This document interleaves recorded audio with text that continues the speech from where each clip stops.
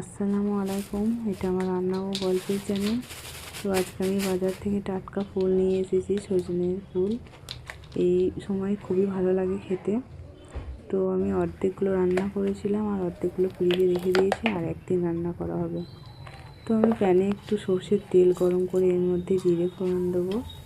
তো ফোড়ন দেওয়ার পরে চেরা কাঁচা লঙ্কা দিয়ে কেটে রাখা পেঁয়াজগুলো নেড়ে চেড়ে খানিকক্ষণ এর মধ্যে খানিক নাড়াচাড়া হয়ে গেলে এর মধ্যে একটু আদা রসুন বাটা দেবো, খুব সামান্য আদা রসুন বাটাটা।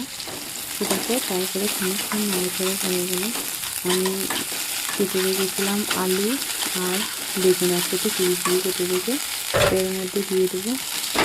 দিয়ে খানিকক্ষণ নাড়াচাড়া করবো এর মধ্যে একটু নুন দিয়ে দেবো নাড়াচাড়া করতে করতে। তো নুন দেওয়ার পর আমি আবার খানিকক্ষণ নাড়াচাড়া করবো। তারপরে জিরে গুঁড়ো, ধনে গুঁড়ো, হলুদ গুঁড়ো, মানে যা যা মশলা লাগে, বেশি কিছু দেবো না। একটু জিরে গুঁড়ো, হলুদ গুঁড়ো, লঙ্কার গুঁড়ো আর ধনে গুঁড়ো, এই চারটে মশলাই আমি আপাতত দেবো। তো এটা দেওয়া হয়ে গেলে খানিকক্ষণ ভাজার পর আমি ফুলগুলো দিয়ে খানিকক্ষণ নাড়াচাড়া করব। তো এর মধ্যে আমি ফুলগুলো দিয়ে দেবো। খানিকক্ষণ নাড়াচাড়া করার পর অল্প আঁচে করতে হবে আমাকে অবশ্যই। প্রথমে যখন নাড়াচাড়া করবো একটু আঁচটা বাড়িয়ে দেবো, তারপর যখন একটু ভাজা ভাজা হয়ে যাবে তখন অল্প আঁচে আমি একটু নাড়াচাড়া করে নেবো। তো খানিকক্ষণ নাড়াচাড়া করার পর মশলার গন্ধগুলো যখন চলে যাবে এর মধ্যে ঢাকা দিয়ে দেবো। তো ঢাকা দেওয়ার পর এটা অল্প আঁচে হবে ভাপে।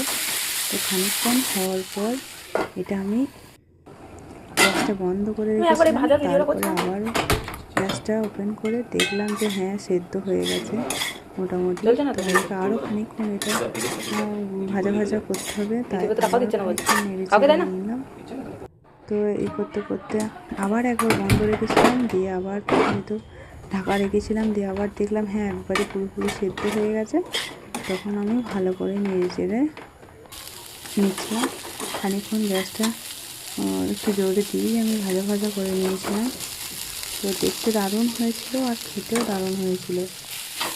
আমাদের তো খুবই ভালো লেগেছিলো। আপনাদের যদি এই ভিডিওতে ভালো লাগে অবশ্যই রান্না করে একবার দেখতে পারেন। তখন সজনের ফুল খেতেও ভালো লাগবে আর শরীরের পক্ষে উপকারী। তো আপনারা চাইলেই এই ভিডিওটা দেখে বানাতে পারেন। তো আমি এটা একটা দিদিভাইয়ের ভিডিও দেখি, মানে সবটা দেখি নয়, ওনার খানিকটা নিয়েছে, আমি নিজের মতো খানিকটা দিয়ে রান্নাটা করেছি। তো ভালো লাগলে অবশ্যই কমেন্ট করবেন। ভালো থাকবেন।